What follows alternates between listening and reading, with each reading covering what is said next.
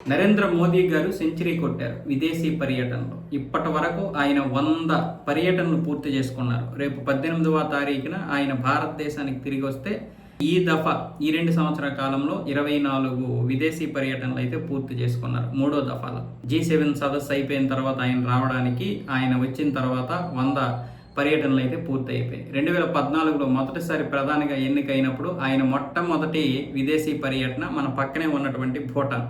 June 15, 16వ తారీఖున అక్కడ పర్యటించారు 2014లో. అక్కడ పర్యటించిన తర్వాత ఆయన ఆ దఫాలో దగ్గర 49 పర్యటనలు చేశారు. 49 పర్యటనలు, రెండో దఫా 27, ఇప్పుడు మళ్ళీ ఈ యూరోప్ పర్యటనతో 24 పర్యటనలు అవుతాయి. కరెక్ట్గా 100 పర్యటనలు పూర్తి చేసుకున్నారు. 78 దేశాలు తిరిగారు. దౌత్యపరంగా అనేక విజయాలు సాధించారు. ఎక్కడో ఉన్నటువంటి భారతదేశాన్ని ప్రపంచ దేశాల ముందు నిలబెట్టారు. ప్రజల సొమ్ముతో విచ్చలవిడిగా తిరుగుతున్నారంటున్నారు, కానీ వాస్తవానికి ప్రధానమంత్రి పని ఏంటంటే విదేశాల్లో తిరగడమే.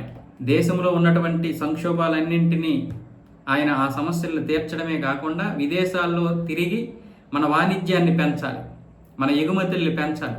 ఎగుమతుల్ని పెంచాలంటే అన్ని దేశాలతో స్నేహ సంబంధమైనటువంటి వాతావరణాన్ని క్రియేట్ చేయాలి. అందరినీ మిత్ర దేశాలుగా చేసుకోవాలి. మనం చూసాం, మాల్దీవులు కూడా ఎగిరింది, చైనా ఎగిరింది, అమెరికా ఎగిరింది, పక్కన పెట్టండి.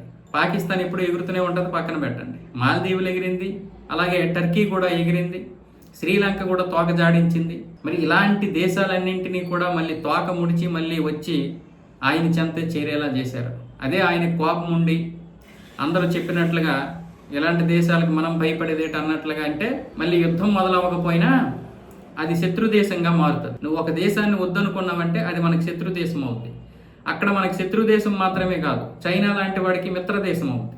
ఇది చాలా ప్రమాదకరం.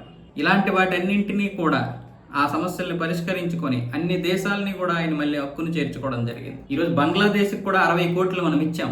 దీన్ని కూడా చాలా మంది వ్యతిరేకిస్తున్నారు. మనం ఇక్కడ కూర్చొని మాట్లాడటం కాదు, అక్కడ కూర్చొని పరిపాలన చేయాలి.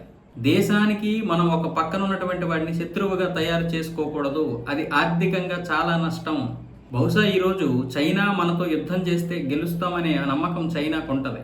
ఎందుకంటే టెక్నాలజీ పరంగా ఎక్కువే. గెలవచ్చు, గెలవకపోవచ్చు, ఖచ్చితంగా ఓడిపోదు చైనా. మరి అది మన మీద యుద్ధం చేసి అని అనుకున్నటువంటి భూభాగం, అది అరుణాచల్ ప్రదేశ్ కావచ్చు, ఇంకోటి కావచ్చు, మరి తీసుకెళ్ళిపోవచ్చు కదా.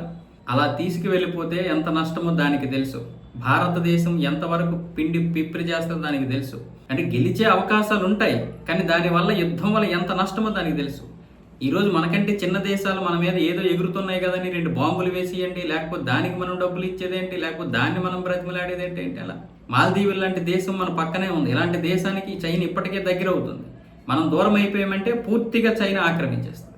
అప్పుడు అది మనకు ప్రమాదకరం. బంగ్లాదేశ్లోకి చైనా వాళ్ళు వచ్చారంటే ప్రమాదకరం. ఇప్పటికే మన పాకిస్తాన్ నుండి రావడం ఎంత ప్రమాదకరం. మనకి వాడొక శత్రువు, వీడొక శత్రువు, ఇద్దరు శత్రువులు కూడా సమ ఉజ్జీలుగా పోరాడితే ఎట్లా ఉంటుంది. అందుకే నేపాల్ మనకు శత్రువుగా మారినా, చైనా మాటలు విన్నా జరిగిన పరిణామాలు ఏంటో మనం దానికి బుద్ధి చెప్పాము. అది కూడా దారికి వచ్చింది.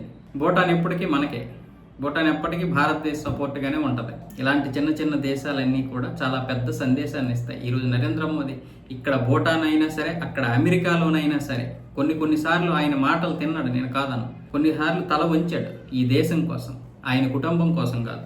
ఆయన అన్నదమ్ములు ఇదైపోతారేనో, వాళ్ళ అమ్మగారు ఇదైపోతారేనో కాదు. మన దేశం కోసం ఆయన చాలాసార్లు తల వంచాడు. దేనికోసం చెప్పండి. నరేంద్ర మోదీ ఈరోజు 10,000 కోట్లు సంపాదించాలి అని ఆయనకి ఏమి టార్గెట్ ఉందా? ఆయన కొడుకులు, కూతుర్లు, మనవళ్ళు, మనవరాళ్ళు బాగా 1000 కోట్లతో తొలతూగుతూ ఉండాలి, అష్టైశ్వర్యాలతో అనే కోరిక ఏమైనా ఉందా? ఏంటి అదానీ అదానీ అంటారు. అదానీ ఏమైనా ఆయన బామ్మరిదే? అదానీ కాకపోతే నాలాంటి పరశురామునైనా ఆయన ఎంకరేజ్ చేయాల్సిందే. ఈ దేశంలో ఉన్నటువంటి వారిని ఎంకరేజ్ చేయాలి. ఈ దేశం కోసం పోరాడుతున్నటువంటి వారిని ఎంకరేజ్ చేయాలి. నువ్వైనా సరే పెట్టుబడులు పెడతానంటే ఎంకరేజ్ చేయాలి, తప్పదు. విదేశ వాడికి ఎవడైతే వస్తాడో వాడికి ఇచ్చే బదులు మన దేశానికి చెందినటువంటి దేశం కోసం ఆలోచించేటటువంటి వారికి, ఒక మహీంద్రా, ఒక రతన్ టాటా, అంటే ఒక టాటా కంపెనీ కావచ్చు, ఒక మహీంద్రా కంపెనీ కావచ్చు, ఒక అదానీ కావచ్చు, ఒక అంబానీ కావచ్చు, ఇలాంటి వాళ్ళకి ఎందుకు ఇస్తారు? ఈ దేశంలో ఉద్యోగాలు క్రియేట్ చేస్తారు కాబట్టి. అలాంటి వారికి ఏదైనా నష్టం వచ్చినప్పుడు ప్రభుత్వం ఆదుకుంటుంది. మీరే అంటారు కదా, మా కార్ల్ మార్క్స్ యొక్క సిద్ధాంతాలతో పనిచేయాలని. మరి కార్ల్ మార్క్స్ సిద్ధాంతం ఏంటి?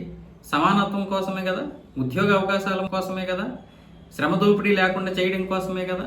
మరి అవన్నీ చేయాలంటే ఎలా? ఉద్యోగ అవకాశాలు సృష్టించాలంటే ఏం చేయాలి? పెట్టుబడిదారులకి మనం అవకాశాలు కల్పించాలి. పెట్టుబడిదారులు అవకాశాలు కల్పించకుండా పెట్టుబడి ఎక్కడ పెడతారు? పెట్టుబడి పెట్టకుండా ఉద్యోగ అవకాశాలు ఎలా వస్తాయి?